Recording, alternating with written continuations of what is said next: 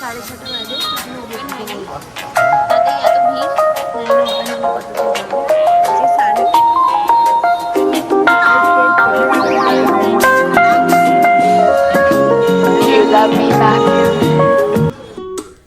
তো কেমন আছো তোমরা সবাই? আশা করছি ভালো আছো, আমিও খুবই ভালো আছি।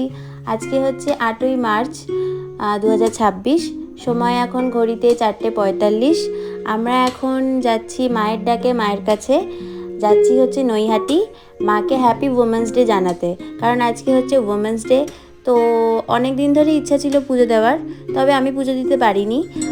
আমি গেছিলাম শানের সাথে, ও শান গেছিলো পুজো দিতে ভিতরে, আমি বাইরে দাঁড়িয়েছিলাম কিছুক্ষণ। তো এখন হচ্ছে আমরা কল্যাণী এক্সপ্রেসওয়ে হয়ে সোজা যাচ্ছি নৈহাটির দিকে। নৈহাটি আমি আগেও গেছি একবার, 2024-এ। তো 2025-এ আমি স্কুলে চাকরি পাই, তো 2024-এ আমি একবার গেছিলাম, মানে আমার চাকরি পাওয়ার আগে আগে। তখন আমি চাকরির ইন্টারভিউ দিচ্ছি অনেক জায়গায়, মানে স্কুলের চাকরির জন্য। তো চাকরির মানে ইন্টারভিউ দেওয়ার আগে আমি গেছিলাম, তারপরে আমি স্কুলে জব পাই। তো সেইবেলা তখন গেছিলাম নৈহাটি, তারপরে আর যাওয়া হয়নি। আর এখন গেছি শানের সাথে অনেক দিন পরে 2026-এ। তো এখন আমরা দাঁড়িয়েছি চায়ের দোকানে চা খেতে। তারপরে মানে নৈহাটিতেই চায়ের দোকানে, একটা চায়ের দোকানে দাঁড়িয়েছিলাম, কিছুক্ষণ চা খেলাম, রেস্ট নিলাম। তারপরে আমরা সোজা চলে গেলাম পুজো দিতে। তো আমি ভেবেছিলাম হয়তো খুব একটা ভিড় হবে না, মানে আমরা গেটে ঢোকার মুখে একটা দিদি ছিল, ওনার থেকেই ফুল নিলাম, মানে ডালা যেটা হয় সেটা নিলাম। নিয়ে তারপর আমরা সোজা গেলাম। তো ওনারাই বললো যে খুব একটা ভিড় এখন হবে না, তো তোমরা তাদেরকে পুজো দিতে পারবে।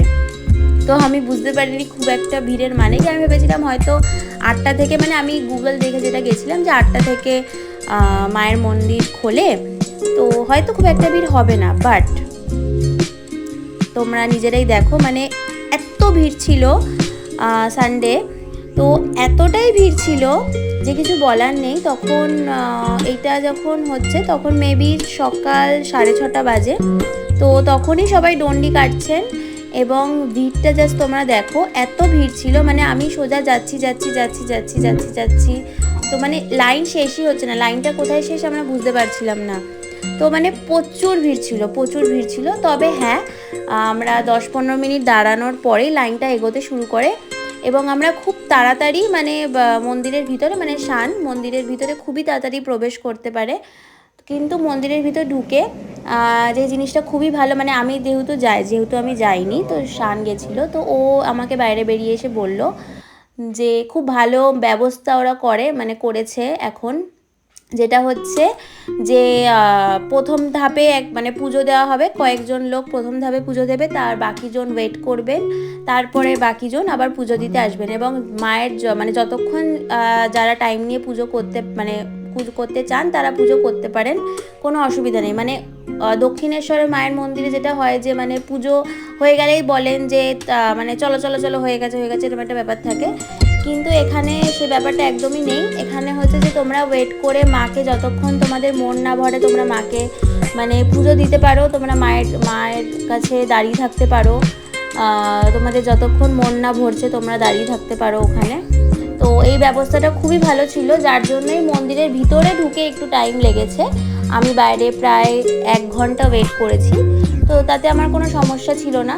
তো বেরিয়ে এসে তারপরে আমি আর শান দুজন মিলে একটা রেস্টুরেন্ট টাইপেরই গেলাম, একটা রেস্টুরেন্ট, হ্যাঁ ওরকমই একটা হোটেল টাইপের, ওখানে গেলাম। গিয়ে আমরা কচুরি আর হচ্ছে সয়াবিনের তরকারি, যেটা খুবই টেস্টি ছিল, মানে পুরো ঘরোয়া খাবার, মানে খুবই টেস্টি খাবার আমরা খাই ওখানে গিয়ে, যেটা হচ্ছে খুবই ভালো ছিল। তোমাদের আমি রেস্টুরেন্টের নামটা আর হচ্ছে কার্ডটাও আমি মেনশন করে দেবো ভিডিওতেই। তো খুব ভালো খাবার ছিল। আমরা ওখান থেকে একটা দইও খেলাম, যেটা পুরোটাই হোমমেড ছিল, দইটা খুব ভালো ছিল, দই রসগোল্লা প্লাস হচ্ছে কচুরি আর সয়াবিনের তরকারি, খুব ভালো ছিল খাবার। ওখান থেকে খাবার খেয়ে আমরা সোজা তারপর বাড়ির জন্য বেরিয়ে যাই।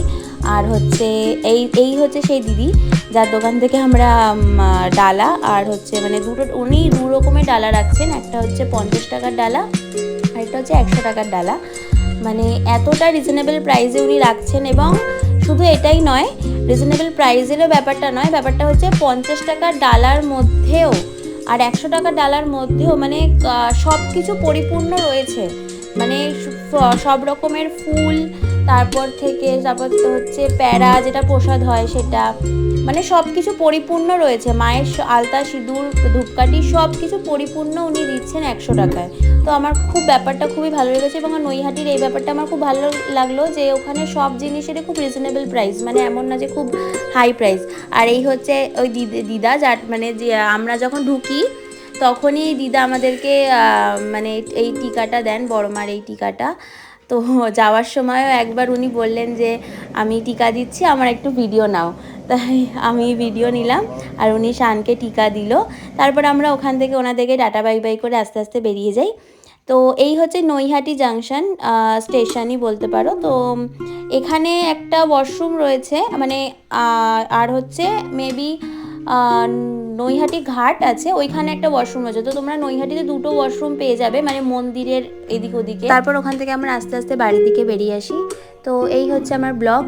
যদি তোমাদের ভালো লেগে থাকে তো প্লিজ লাইক করে দিও, সাবস্ক্রাইব করে দিও। আর আমি অনেক দিন পর ভিডিও বানাচ্ছি, তো আমি খুবই নার্ভাস ছিলাম, তাও আমি ভয়েস ওভার দিয়েছি। আমি জানি না কেমন হয়েছে, তো প্লিজ সাপোর্ট করো।